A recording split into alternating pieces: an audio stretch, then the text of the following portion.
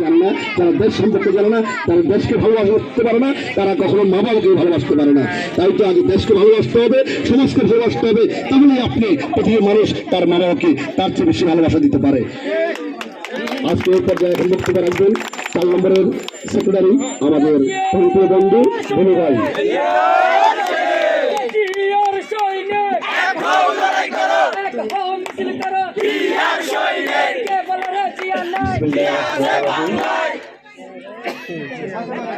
তেরো নম্বর ওয়ার্ড সেগুন বাগানবাড়ি পেন্টিং গেটে আজকে নবগত সমাজ কল্যাণ পরিষদ।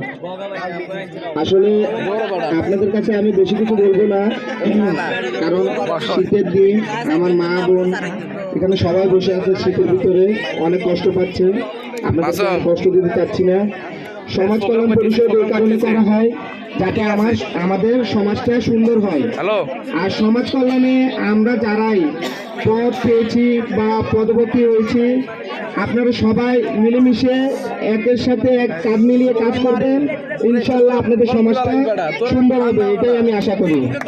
ইনশাল্লাহ আপনারা সবাই মিলে কাজ করবেন, কাউকে ছোট বড় ভেদাভেদ করবেন না, সবাই মিলেজুলে কাজ করবেন। আপনাদের এলাকায় যদি কোনো সমস্যা হয়ে থাকে, ইনশাল্লাহ সলিউশন বগাবা আপনাদের পাশে আছে, আমরা ইনশাল্লাহ সবাই আপনাদের পাশে থাকবো। এই বলে আমার বক্তব্য শেষ করছি। আমি আপনাদেরকে আর কষ্ট দিতে চাচ্ছি না। আসসালামু আলাইকুম।